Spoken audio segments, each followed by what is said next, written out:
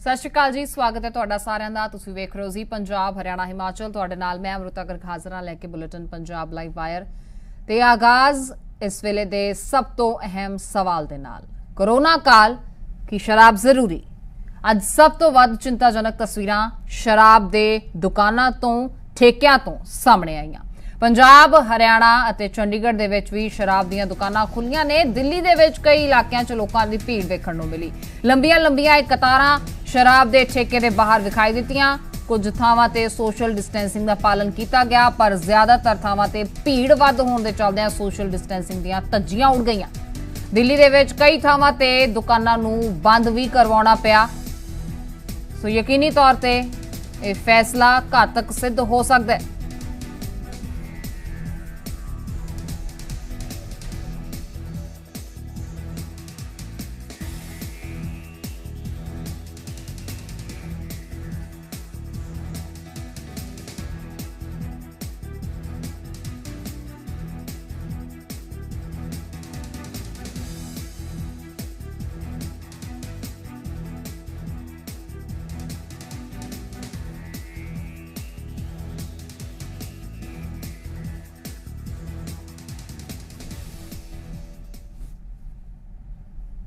बहरहाल दो तस्वीरां अपनी टीवी स्क्रीन ते तुसी राजधानी दिल्ली दियां देख रहे हो। दिल्ली दे कृष्णा नगर ते गीता कॉलोनी तो ये तस्वीरां ते कई किलोमीटर तक लंबियां कतारां इत्थे नजर आईयां। हालांकि सोशल डिस्टेंसिंग दा किते पालन होया, पर किते धज्जियां उड़ गईयां। सो दिल्ली दे विच दुकानां खुल गईयां ने, शराब दे ठेके खुल गए ने। चंडीगढ़ दे विच शराब दीयां दुकानां खुल गईयां ने, पर पंजाब ते हरियाणा नूं लैके अजे सस्पेंस बरकरार है।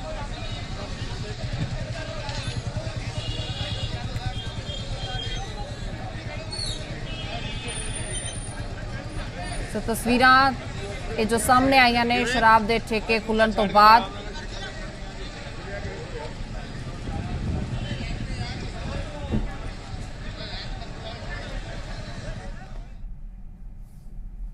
लखनऊ तो भी अजिहियां तस्वीरां सामने आईयां। इत्थे शराब दे ठेके खुले हुए सन ते साडे सहयोगी ने इन्हां ठेकियां दे बाहर किस तरह दे हालात ने तमाम हालात दा जायजा लिया।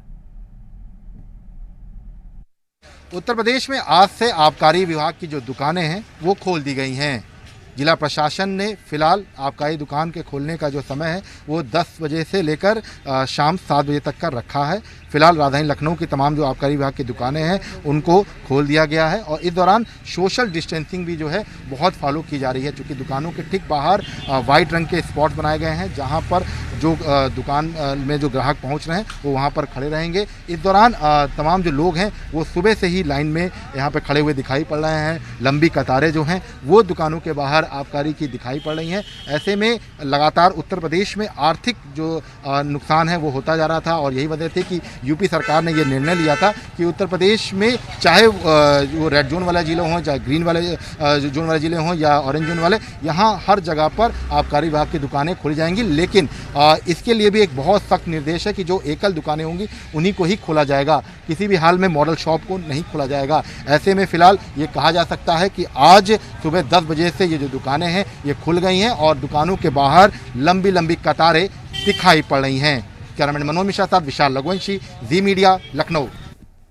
सो लखनऊ तो ये तस्वीरां वेख रहे सी ते ये तस्वीरां इस वेले तुसी राजधानी दिल्ली दियां देख पा रहे हो। सूबाई राजधानी चंडीगढ़ दे विच भी शराब दीयां दुकानां खोलण नूं इजाजत दे दित्ती गई है, मंजूरी मिल गई है। ते किस तरह दा हाल सूबे दा है, सूबे की राजधानी का, इससे भी तमाम जानकारी तुहाडे नाल साझा करांगे। बहरहाल ये तस्वीरां जो सामने आ रही हैं ने बिना शक सोशल डिस्टेंसिंग की पालना किते किते हो रही है, पर कई थावां अजिहियां भी ने जिथे शराब लैण दी होड़ दे विच सोशल डिस्टेंसिंग दीयां धज्जियां भी उड़दियां होईयां वेखीआं गईयां।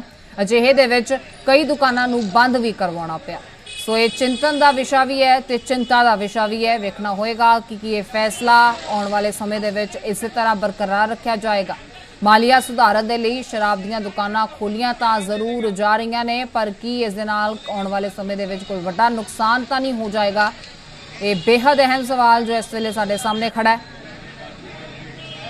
इस सवाल ते प्रशासन नूं एक बार फिर तो गौर करन दी जरूरत है।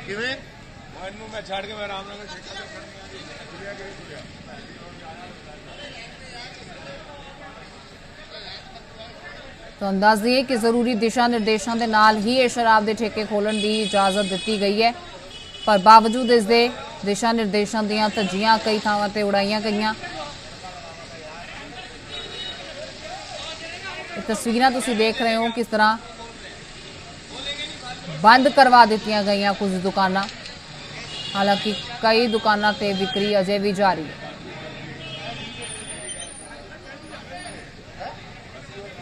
ਇਸੇ ਤੇ ਗਰਾਊਂਡ ਜ਼ੀਰੋ ਦਾ ਰੁਖ ਕਰ ਲੈਂਦੇ ਹਾਂ। ਚੰਡੀਗੜ੍ਹ ਦਾ ਹਾਲ ਜਾਣਾਂਗੇ। ਸੂਬੇ ਦੀ ਰਾਜਧਾਨੀ ਹੈ ਚੰਡੀਗੜ੍ਹ ਦੇ ਵਿੱਚ ਇਜਾਜ਼ਤ ਦੇ ਦਿੱਤੀ ਗਈ ਹੈ ਸ਼ਰਾਬ ਦੇ ਠੇਕੇ ਖੋਲ੍ਹਣ ਦੀ। ਸਾਡੇ ਸਹਿਯੋਗੀ ਨਿਤਿਕਾ ਮਹੇਸ਼ਵਰੀ ਸਾਡੇ ਨਾਲ ਜੁੜ ਚੁੱਕੇ ਨੇ। ਨਿਤਿਕਾ, ਕਿਸ ਤਰ੍ਹਾਂ ਦੇ ਮੌਜੂਦਾ ਸੂਰਤ-ਏ-ਹਾਲ ਨੇ? ਚੰਡੀਗੜ੍ਹ ਦੇ ਵਿੱਚ ਅਜੇ ਵੀ ਕਈ ਇਲਾਕੇ ਨੇ ਜੋ ਕੰਟੇਨਮੈਂਟ ਜ਼ੋਨਸ ਨੇ, ਅਜਿਹੇ ਦੇ ਵਿੱਚ ਪ੍ਰਸ਼ਾਸਨ ਨੇ ਸ਼ਰਾਬ ਦੇ ਠੇਕੇ ਖੋਲ੍ਹਣ ਨੂੰ ਜੋ ਇਜਾਜ਼ਤ ਦਿੱਤੀ ਹੈ, ਕੋਈ ਵੱਡਾ ਰਿਸਕ ਤਾਂ ਨਹੀਂ ਲੈ ਲਿਆ ਪ੍ਰਸ਼ਾਸਨ ਨੇ?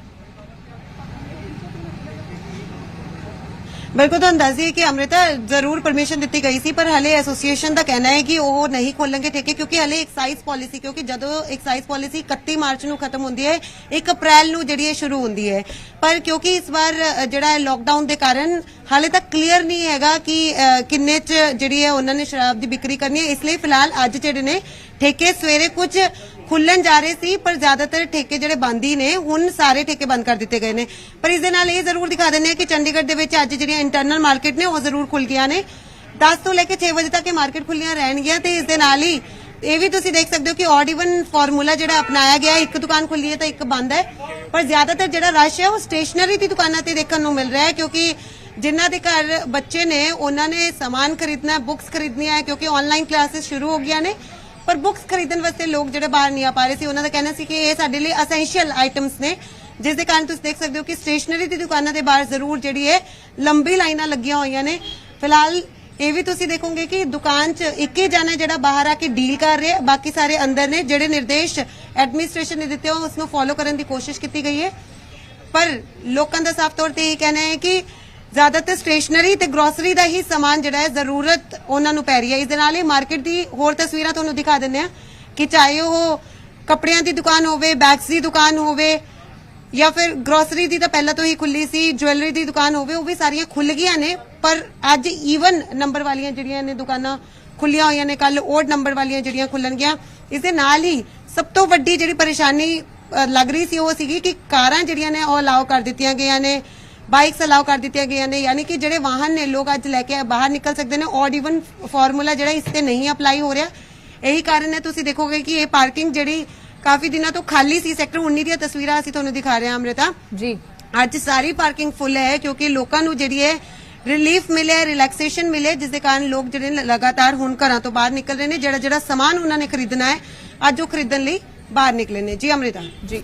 ਨਿਤਿਕਾ, ਜਦੋਂ ਤੱਕ ਠੇਕਿਆਂ ਦੀ ਗੱਲ ਹੈ ਤਾਂ ਜਿਸ ਤਰ੍ਹਾਂ ਤੁਸੀਂ ਕਿਹਾ ਕਿ ਫਿਲਹਾਲ ਜੋ ਹੈ ਉਹ ਵਿਕਰੀ ਨਹੀਂ ਹੋ ਰਹੀ, ਤਾਂ ਕਿ ਇਹ ਆਮ ਜਨਤਾ ਦੇ ਲਈ ਕਨਫਿਊਜ਼ਨ ਭਰਿਆ ਮਾਹੌਲ ਨਹੀਂ ਹੋ ਸਕਦਾ? ਭੰਬਲ ਭੂਸੇ 'ਚ ਨਹੀਂ ਜਨਤਾ ਪੈ ਸਕਦੀ ਕਿ ਇੱਕ ਪਾਸੇ ਪਰਮਿਸ਼ਨ ਹੈ ਪਰ ਦੂਜੇ ਪਾਸੇ ਵਿਕਰੀ ਨਹੀਂ ਹੋ ਰਹੀ?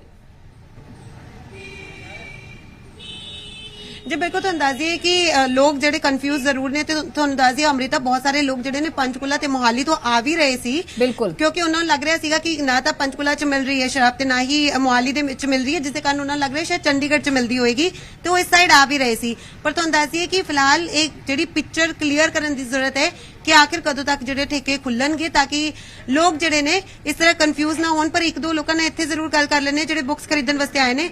ਮੈਮ, ਕਿੰਨਾ ਜ਼ਰੂਰੀ ਸੀਗੀਆਂ ਬੁੱਕਸ ਤੇ ਰਿਲੈਕसेशन कितना जरूरी थी? मैम, बुक्स ऑनलाइन क्लासेस शुरू हो गई हैं तो इसलिए खरीदनी ही पड़ेंगी। मैम, जे गल करिए रिलैक्सेशन जी 12 घंटे की दी है, ठीक समझते हो इसको? 12 तो नहीं है, 10 तो 7 जी रिलैक्सेशन दी होना चाहिए, नहीं तो भीड़ और ज्यादा हो जाएगी। ਤੇ ਇਹ ਜਿਹੜੀ ਭੀੜ ਇਹਨਾਂ ਨੇ ਗੱਲ ਕੀਤੀ ਹੈ, ਦੇਖੋ ਕਿ ਤੁਸੀਂ ਲੰਬੀ ਜਿਹੜੀਆਂ ਲਾਈਨਾਂ ਲੱਗੀਆਂ ਹੋਈਆਂ ਨੇ ਇੱਥੇ। ਲੋਕ ਜਿਹੜੇ ਨੇ ਉਹ ਬੁੱਕਸ ਲੈਣ ਵਾਸਤੇ ਇੱਥੇ ਪਹੁੰਚੇ ਹੋਏ ਨੇ, ਕਿਉਂਕਿ ਕਾਫੀ ਦਿਨਾਂ ਤੋਂ ਜਿਹੜੀਆਂ ਸਾਰੀਆਂ ਦੁਕਾਨਾਂ ਬੰਦ ਸੀ। ਸਰ, ਕਿੰਨਾ ਜ਼ਰੂਰੀ ਸਮਝਦੇ ਹੋ ਇਸ ਰਿਲੈਕसेशन ਨੂੰ? रिलैक्सेशन तो जरूरी है, इसीलिए मतलब दी गई है गवर्नमेंट की तरफ से। ये अच्छा है कि रिलैक्सेशन मिली है, थोड़ा हम बच्चों के ऊपर बर्डन कम हो जाएगा। बुक से पढ़ना कुछ इजी हो जाता है बच्चे को, क्योंकि ऑनलाइन पढ़ना और मतलब बच्चे इतने यूज टू नहीं है, छोटे बच्चे जो हैं स्पेशली। ਤੇ ਮਾਸਕ ਕੰਪਲਸਰੀ ਇਹੀ ਕਾਰਨ ਹੈ ਅਮ੍ਰਿਤਾ ਕਿ ਸਾਰੇ ਲੋਕ ਜਿਹੜੇ ਨੇ ਮਾਸਕ ਲਗਾ ਕੇ ਪਹੁੰਚੇ ਹੋਏ ਨੇ। ਸੋਸ਼ਲ ਡਿਸਟੈਂਸ ਜਿਹੜਾ ਉਹਨਾਂ ਵੱਲੋਂ ਮੇਨਟੇਨ ਰੱਖਣ ਦੀ ਕੋਸ਼ਿਸ਼ ਕੀਤੀ ਜਾ ਰਹੀ ਹੈ, ਕਿਉਂਕਿ ਜਿੰਨੀ ਕਿ ਰਿਲੇਸ਼ਨ ਜ਼ਿੰਮੇਵਾਰੀ ਹੈ ਲੋਕਾਂ ਦੀ, ਉਹਨਾਂ ਨੂੰ ਹੋਰ ਜਿਹੜਾ ਹੈ ਪ੍ਰੀਕਾਸ਼ਨਸ ਲੈਣੇ ਪੈਣਗੇ। बिल्कुल लोग समझदार हैं और हर तरह के लोग जो हैं, चाहे निम्न वर्ग के हैं चाहे उच्च वर्ग के हैं, सबको अपनी जिम्मेदारी का एहसास है। और इतने दिनों में इतना तो लोगों को समझ आ ही गया है कि इस बीमारी से कैसे निपटना है, कैसे अपने आप को बचाए रखना है। ਬਿਲਕੁਲ ਤੇ ਇਹ ਤੁਸੀਂ ਲੇਕਿਨ ਲਾਈਨਾਂ ਦੇਖ ਸਕਦੇ ਹੋ। ਚਲੋ ਇਹ ਗੱਲ ਅੰਮ੍ਰਿਤਾ ਨੀਤਿਕਾ? ਅੱਛੀ ਹੈ ਕਿ ਠੇਕੇ ਦੇ ਬਾਹਰ ਦੀ ਦੁਕਾਨ, ਠੇਕੇ ਦੇ ਬਾਹਰ ਦੀ ਲਾਈਨ ਨਹੀਂ ਹੈ, ਸਟੇਸ਼ਨਰੀ ਦੇ ਦੁਕਾਨ, ਜੀ। ਸਟੇਸ਼ਨਰੀ ਦੁਕਾਨ ਦੇ ਬਾਹਰ ਦੀ ਨੀਤਿਕਾ, ਜਿਸ ਤਰ੍ਹਾਂ ਤੁਸੀਂ ਦੱਸਿਆ ਕਿ ਕੱਪੜੇ ਦੀਆਂ ਦੁਕਾਨਾਂ, ਗਹਿਣਿਆਂ ਦੀਆਂ ਦੁਕਾਨਾਂ, ਇਹ तमाम ਦੁਕਾਨਾਂ ਵੀ ਖੁੱਲੀਆਂ ਨੇ ਇਸ ਵੇਲੇ। ਇਹਨਾਂ ਚੀਜ਼ਾਂ ਦੀ ਜ਼ਰੂਰਤ ਨਹੀਂ ਸੀ, ਨਾ ਤਾਂ ਇਹ ਐਸੈਂਸ਼ੀਅਲ ਆਈਟਮਸ ਦੇ ਵਿੱਚ ਆਉਂਦੀਆਂ ਨੇ ਤੇ ਨਾ ਹੀ ਇਹ ਕਿਹਾ ਜਾ ਸਕਦਾ ਹੈ ਕਿ ਇਹਨਾਂ ਬਿਨਾਂ ਲੋਕਾਂ ਦਾ ਸਰਦਾ ਨਹੀਂ ਸੀ, ਤਾਂ ਫਿਰ ਇਹ ਦੁਕਾਨਾਂ ਖੁੱਲੀਆਂ ਕੀ ਸਹੀ ਕਿਹਾ ਜਾ ਸਕਦਾ ਹੈ? ਅੰਮ੍ਰਿਤਾ ਦੇਖੋ, ਜਦੋਂ ਅਸੀਂ ਐਡਵਾਈਜ਼ਰ ਤੋਂ ਇਹ ਸਵਾਲ ਪੁੱਛਿਆ ਸੀ ਕਿ ਸਿਰਫ ਐਸੈਂਸ਼ੀਅਲ ਚੀਜ਼ਾਂ ਦੀ ਹੀ ਕਿਉਂ ਨਹੀਂ ਦੁਕਾਨਾਂ ਖੋਲੀਆਂ ਜਾ ਰਹੀਆਂ, ਜੁਐਲਰੀ ਦੀ ਕੀ ਜ਼ਰੂਰਤ ਸੀ ਜਾਂ ਫਿਰ ਕੱਪੜਿਆਂ ਦੀ ਕੀ ਜ਼ਰੂਰਤ ਸੀ, ਤਾਂ ਉਹਨਾਂ ਦਾ ਕਹਿਣਾ ਸੀ ਕਿ 1.5 ਮਹੀਨੇ ਤੋਂ ਜ਼ਿਆਦਾ ਹੋ ਗਿਆ ਦੁਕਾਨਾਂ ਬੰਦ ਨੇ ਤੇ ਇਕਨੋਮੀ ਕਿਤੇ ਨਾ ਕਿਤੇ ਡਾਊਨ ਹੁੰਦੀ ਹੈ। ਦੇਖੋ, ਜੇ ਲੋਕ ਕਮਾਈ ਨਹੀਂ ਕਰਨਗੇ ਇਹ ਤਾਂ ਅੱਗੇ ਲੋਕ ਜਿਹੜੇ ਬਿਮਾਰੀ ਦੇ ਨਾਲ ਨਹੀਂ ਬਲਕਿ ਭੁੱਖਮਰੀ ਦੇ ਨਾਲ ਮਰ ਸਕਦੇ ਨੇ। ਇਹ ਐਡਵਾਈਜ਼ਰ ਦਾ ਬਿਆਨ ਸੀ ਤੇ ਕਿਤੇ ਨਾ ਕਿਤੇ ਕਈ ਲੋਕ ਜਿਹੜੇ ਨੇ ਉਹਨਾਂ ਨੂੰ ਕੱਪੜਿਆਂ ਦੀ ਵੀ ਜ਼ਰੂਰਤ ਹੈ, ਹਰ ਚੀਜ਼ ਦੀ ਜ਼ਰੂਰਤ ਪੈ ਸਕਦੀ ਹੈ, ਕਿਉਂਕਿ ਵਿਆਹ ਜਿਹੜੇ ਨੇ ਭਾਵੇਂ 50 ਜਾਨਿਆਂ ਨੂੰ ਕਹਿਤਾ ਦਿੱਤਾ ਕਿ ਵਿਆਹ 'ਚ ਸਿਰਫ 50 ਜਾਨੇ ਆ ਸਕਦੇ ਨੇ, ਪਰ ਜੇ ਕਿਸੇ ਦੇ ਘਰ ਦੇ ਵਿੱਚ ਵਿਆਹ ਹੈ ਉਹਨਾਂ ਨੂੰ ਜੁਐਲਰੀ ਵੀ ਜ਼ਰੂਰ ਖਰੀਦਣੀ ਪਏਗੀ। ਅਜਿਹੇ ਦੇ ਵਿੱਚ ਨੀਤਿਕਾ ਕੀ ਮੰਨਦੇ ਹੋ ਕਿ ਮਹਿਲਾਵਾਂ ਨੂੰ ਘਰਾਂ ਦੇ ਵਿੱਚ ਰੋਕ ਕੇ ਰੱਖਣਾ ਥੋੜਾ ਜਿਹਾ ਮੁਸ਼ਕਿਲ ਹੋ ਜਾਏਗਾ? ਜੀ ਬਿਲਕੁਲ ਅੰਮ੍ਰਿਤਾ, ਇਹ ਗੱਲ ਬਿਲਕੁਲ ਸਹੀ ਹੈ ਤੇ ਹੁਣੇ ਤੁਹਾਨੂੰ ਮੈਂ ਪਹਿਲਾਂ ਤਸਵੀਰਾਂ ਦਿਖਾਈ ਦਿੰਨੀ ਆ ਕਿ ਕਿਸ ਤਰ੍ਹਾਂ ਜਦੋਂ ਵਾਹਨ ਦੀ ਪਰਮਿਸ਼ਨ ਮਿਲ ਗਈ ਉਹਦੇ ਨਾਲ ਹੀ ਦੇਖ ਲਓ ਤੁਸੀਂ ਸੜਕਾਂ ਕਿਸ ਤਰ੍ਹਾਂ ਭਰ ਗਈਆਂ ਨੇ, ਲੋਕ ਜਿਹੜੇ ਨੇ ਲਗਾਤਾਰ ਬਾਹਰ ਨਿਕਲਣਾ ਸ਼ੁਰੂ ਹੋ ਗਏ ਨੇ।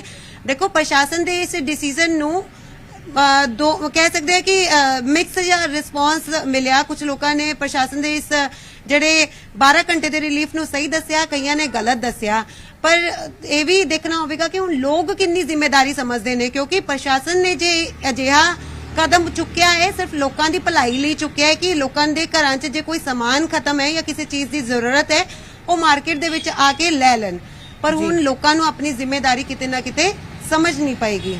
ਜੀ ਬਿਲकुल, ਇਸ ਵੇਲੇ ਮਾਲੀਆ ਸੁਧਾਰਨ ਦੇ ਲਈ ਬੇਸ਼ੱਕ ਹੀ ਪ੍ਰਸ਼ਾਸਨ ਵੱਲੋਂ ਇਜਾਜ਼ਤ ਦੇ ਦਿੱਤੀ ਗਈ ਹੈ, ਪਰ ਜੋ ਆਮ ਜਨਤਾ ਹੈ ਉਸ ਨੂੰ ਆਪਣੀ ਸੁਰੱਖਿਆ ਨੂੰ ਤਰਜੀਹ ਦੇਣ ਦੀ ਜ਼ਰੂਰਤ ਹੈ, ਨਾ ਕਿ ਇਹਨਾਂ ਦੁਕਾਨਾਂ ਤੇ ਪਹੁੰਚ ਕੇ ਭੀੜ ਇਕੱਠਾ ਕਰਨ ਦੀ ਜ਼ਰੂਰਤ ਹੈ। ਬਹਰਾਲ, ਇਸ तमाम ਜਾਣਕਾਰੀ ਦੇ ਲਈ, ਇਹਨਾਂ ਤਸਵੀਰਾਂ ਦੇ ਲਈ ਨੀਤਿਕਾ ਬਹੁਤ ਸ਼ੁਕਰੀਆ।